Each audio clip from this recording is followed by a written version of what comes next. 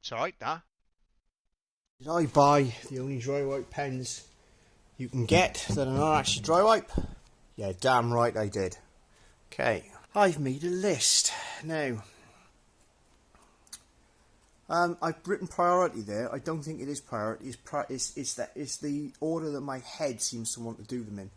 The display that is currently being worked on. When I sort the video out for it and everything else, you'll see the challenges I had with that. But that is in progress. The rear axle, remove, refurbish and refit. That's a big job. It's massive. It's a couple of hours to remove it. I keep mentioning these brake lines. I have nightmares about the ones I had to do in the Panda. I'm hoping that these won't be as bad. They do look a little bit more substantial. Rusty, but less dissolved. So I'm hoping that copious quantities of duck will sort that out. The rear shocks and springs, a little bit shocking, but not necessarily, what's the word I'm looking for? Surprising? Yeah. The rear shock absorbers are going to have to be replaced. There's no way around that. I can't. I've tried getting bushes. I'll have another go. I'll ding around on the forums. But my opinion is that it's just going to need the shocks replaced because they are MOT failures outright, in my opinion. So rather than go down there, the springs, which will be coming out anyway, I'll take a good look at them, and if they sound okay and they work okay, maybe I'll clean them up and paint them. Or actually, depending on whether I can get a deal or find anything on the forum, I might replace them. Then that leads me to, should we replace them with OEM? It's a rabbit hole. I'll figure that out when I come to it. Rear pads, yellow stuff fitted. Really? I've never been a massive fan of EBC. I've used them in anger, and I found them to be dreadful. Whether they've got any better recently, don't know. However, the pads that are on the back at the moment are half done. They don't look the best. I've got new ones. They're going. I've got Brembo pads to go in the back. So, and that'll all be cleaned up. Strut mounts and bump stops. The one bump stop is completely destroyed on the front. However, that's not the end of the world. It's quite a bit of work, but I've got to take those strut tops off. Those cups that are completely corroded, which is interesting because they're supposed to be galvanized. I don't know what they were galvanized with. Cheese. And the Fiat one about 14 quid each from. So when I get them off, I'll see if I can sandblast them and put them back. I might even have a go at electroplating them yet. Don't know. Drop links. They look crusty. Now, being as they're only £7 each, I'm going to replace them because they're the first things that go. So they're getting new ones anyway. So, airbag. Possibly replace. Now, that to me looks as if something has been shoved in there. And somebody's tried to remove this plate. Maybe they dented it and they were trying to replace it. Either way, that damage potentially could have damaged the airbag. Because if it's put a hole in that airbag, because there is literally an airbag underneath there, then it's not going to inflate properly. I don't even know if that's an issue with the MOT, but either way, it's a concern.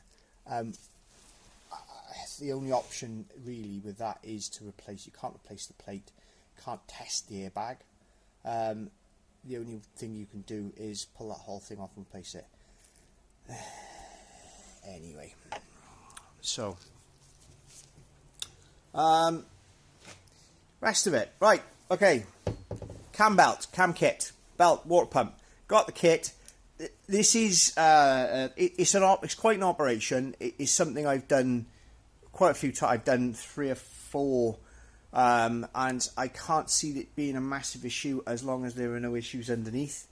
And I can move the engine around like I have done with the others. Yeah, I've got the locking tools top and bottom. I've even got the things to tie them up on the pistons just to check that. So that should be a good video.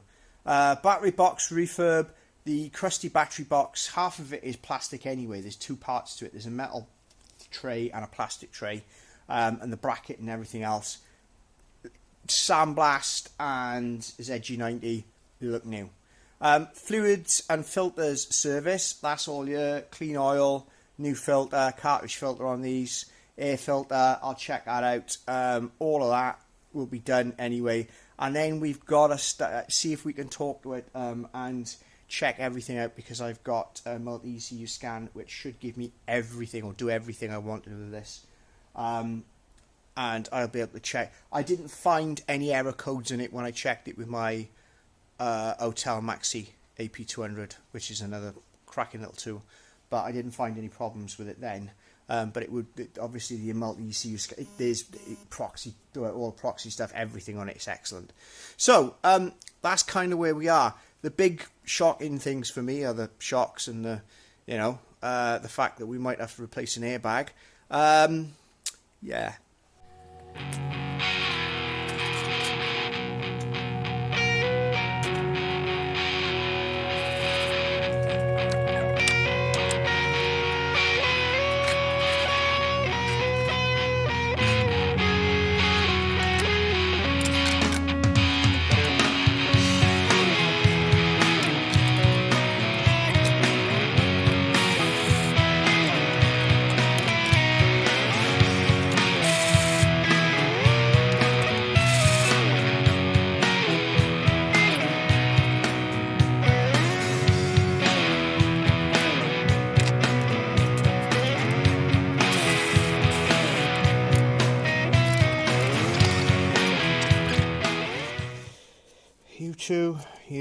You two there, gotta come off. See, this is where it differs from the Panda.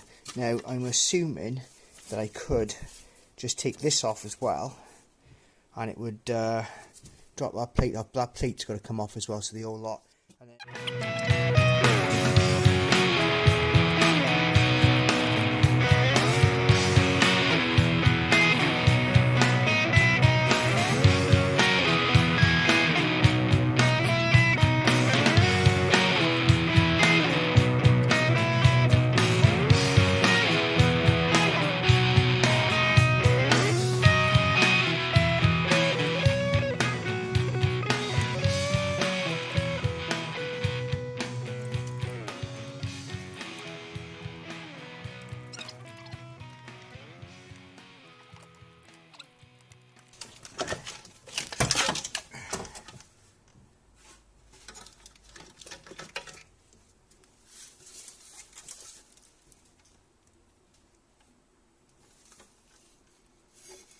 interesting. That doesn't look OEM to me. That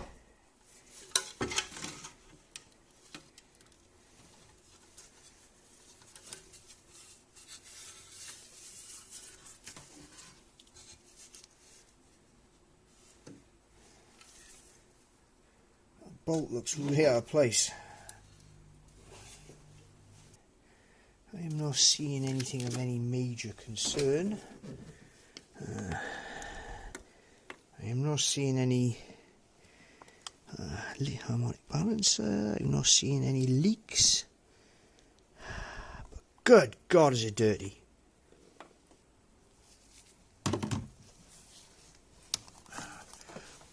That's never a good sign. Oh Christ!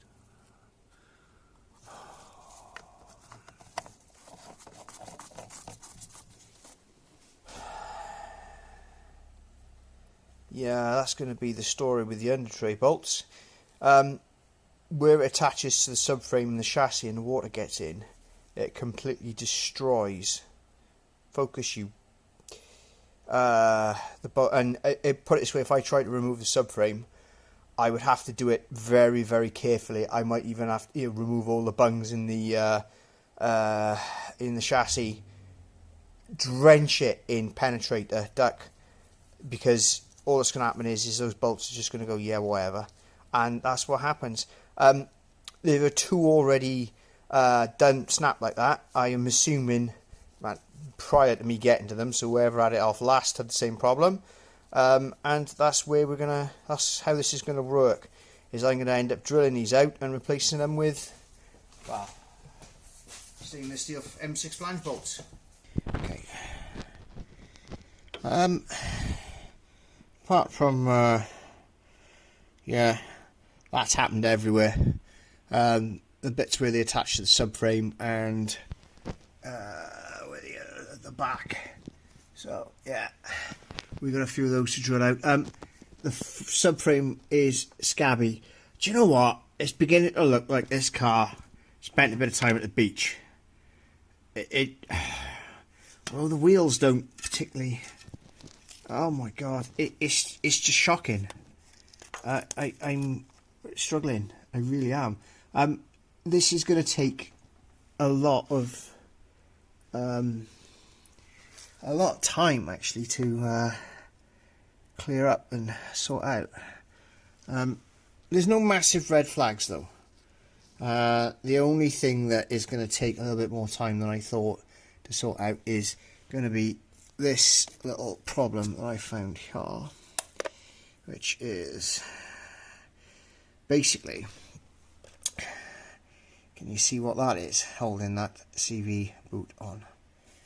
Let me see if I can squeeze this round so we can get a better view of what it is. Now, as you can see, that CV boot, although it's not broken, it has been replaced at some point, and guess what they've replaced it with?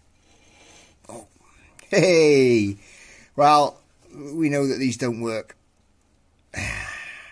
And the end result has been that everything is covered in, yeah. So, well, probably stop a bit of it rusting. So what we've got to do is clear all of this off, brush it down, give everything a bit of a tidy up. That in a CV joint, what a pain in the ass, because it means that all that's got to come apart. Got to drop the gear oil out of it.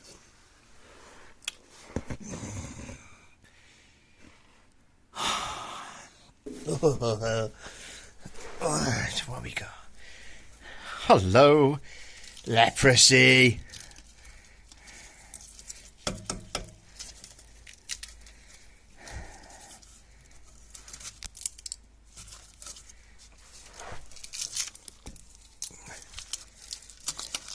Well, oh, so that's how those work. Right.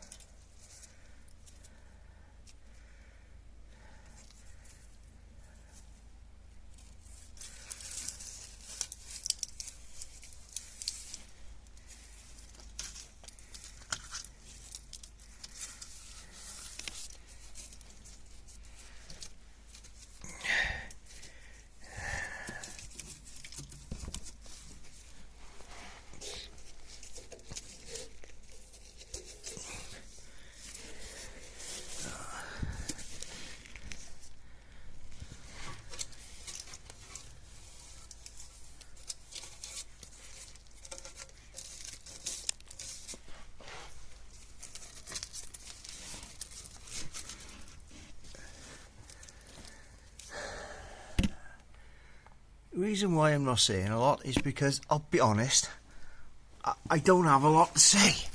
I'm a bit dumbfounded. It's alright, that.